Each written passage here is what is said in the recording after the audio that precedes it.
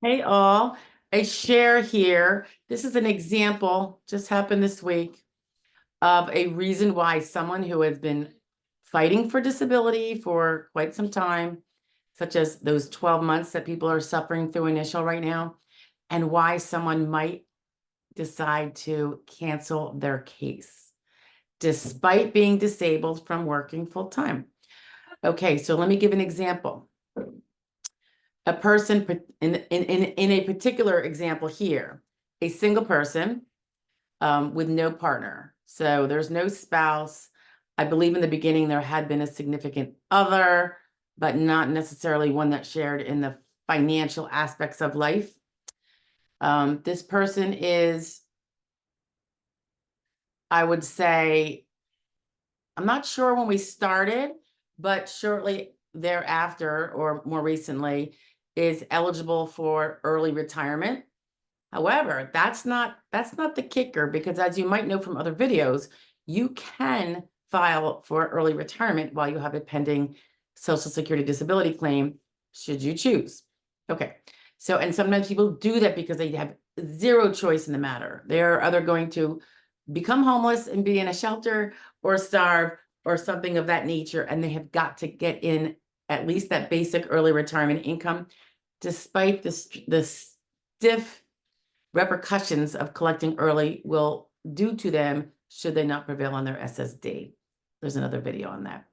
In any event, so this person did not want to file for early retirement. What was going on was the person had been working full-time before applying. Bunch of health issues arose, pretty significant, and we have a person that's over 60. So the person drops down to under SGA just by the nature of the condition and the pay available for part-time work that the person could do. Now, over the course of time, the employer, and I would say this part-time work was also split shift, which was interesting. So there might be 4 hours in the morning and then 2 hours, maybe 2 or 3 hours off in the middle, and then come back and do another 2. Okay, so interesting work, right? Which can actually be helpful for some impairments where you need that big long break. So what happened here was it was under SGA, not a lot under SGA, but under SGA.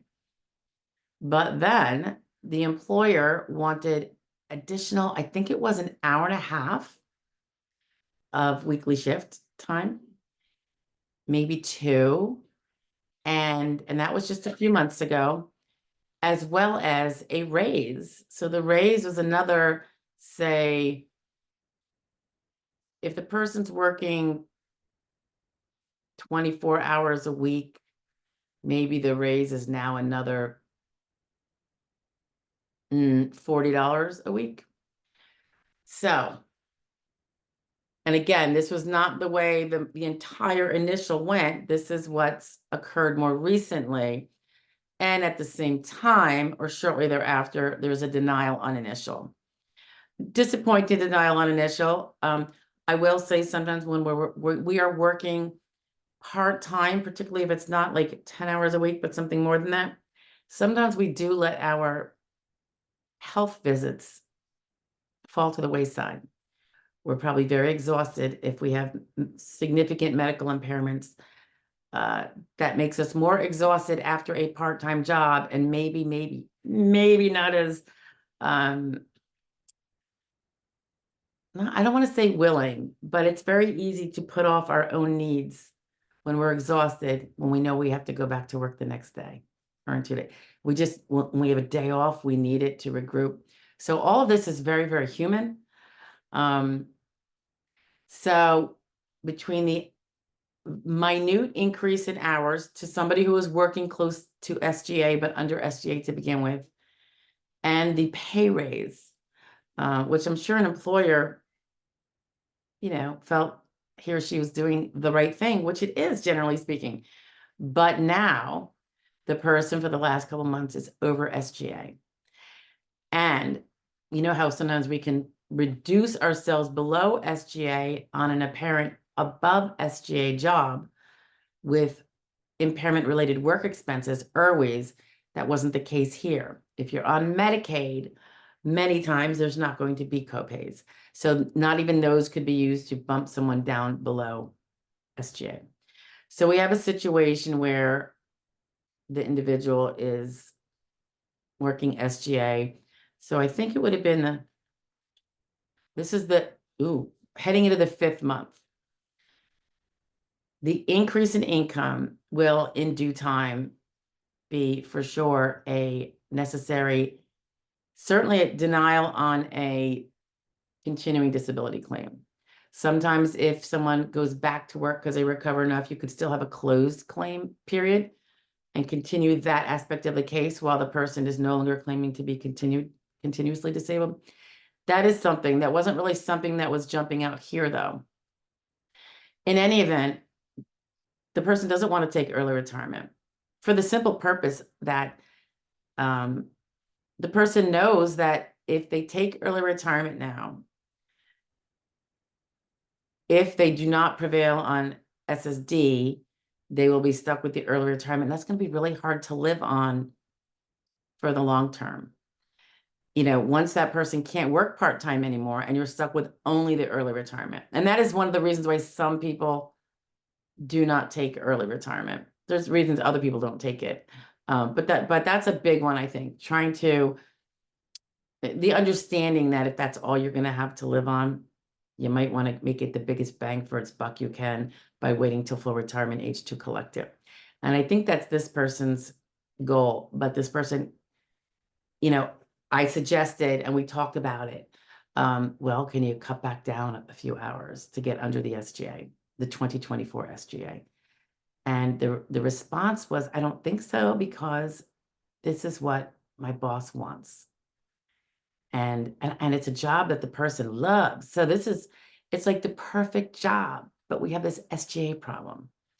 So the decision was made by the person to not appeal. Now, it is understood that should bad things happen and the ability to keep at this pace of a part-time job goes away, the person can reapply again. And because they've been working part-time, they don't have to worry about a DLI window breathing down their neck like a lot of you might have.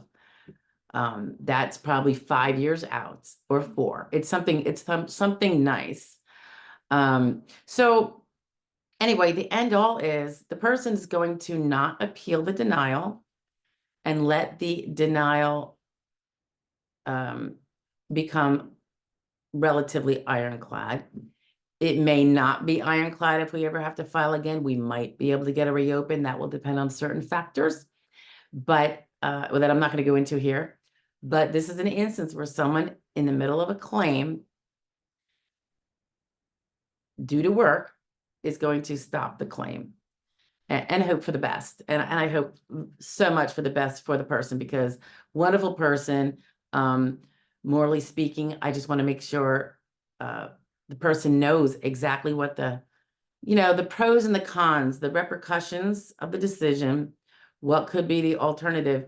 But there was for sure the alternative that you either have to cut down those hours, which the employer is not willing to do, apparently, or she felt she couldn't even cut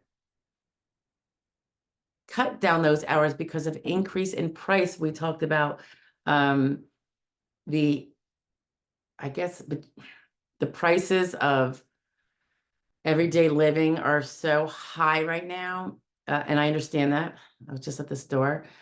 And what was working for her 11 months ago, scraping by on even less income, is so not working now. Credit cards have been used.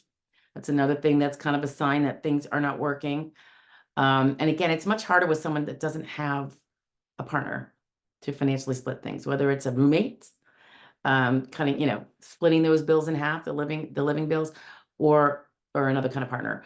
But that's where it's at. It's either keep the job that you have that you like, that is SGA now, and give up your case, or reduce the job, and apparently reducing the job was not an option. Cannot go on any further building more credit card debt. That's just where it's at. I mean, one could say, well, why not build a credit card debt to get by? That's personal choices too. I know there's people can do that and hope then they'll be able to pay them back or file bankruptcy down the road or whatever. But you know, to each person their own decision making on that. And in this case, because the person she is able to do this decent part-time job that is just a hair over SGA now, which is frustrating to me, as you can imagine. But it was a difficult choice. And after some discussion, and I reviewed the pay stubs to make sure, you know, we were getting everything accurate. At what point did it go over SGA and all that? And the fact that, yeah, technically you could still appeal. And then if the work continues beyond 6 months, it would no longer be considered a failed work attempt. And then you could always, you know, withdraw your application at that time. That wasn't something, I think she just wanted to move on with a positive, and hope this worked out for the best. And I'll support her in that. So we have the plan of what we're going to do. And I'm here to answer any questions as that moves forward. That will all be, it'll be kind of like water under the bridge in a way.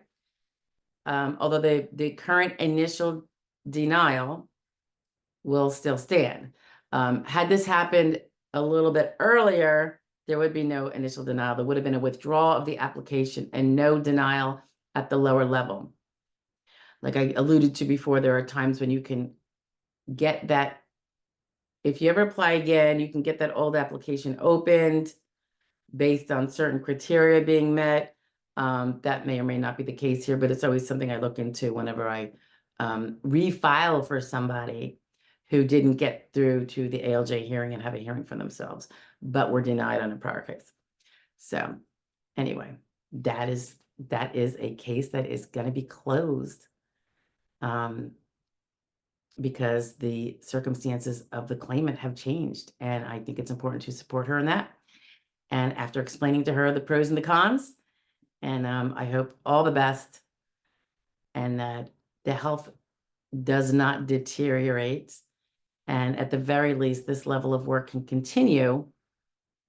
And I did explain if it drops down, we could always do this again.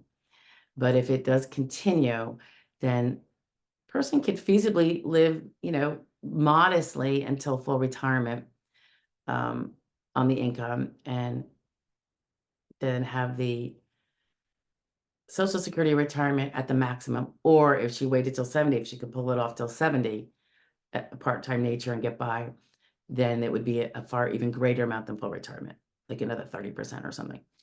Okay, that's it. Reasons why sometimes people who are disabled from working full-time will still want to cancel their case. Sometimes the money talks. All right, have a great one, guys. I'll talk to you later. Bye.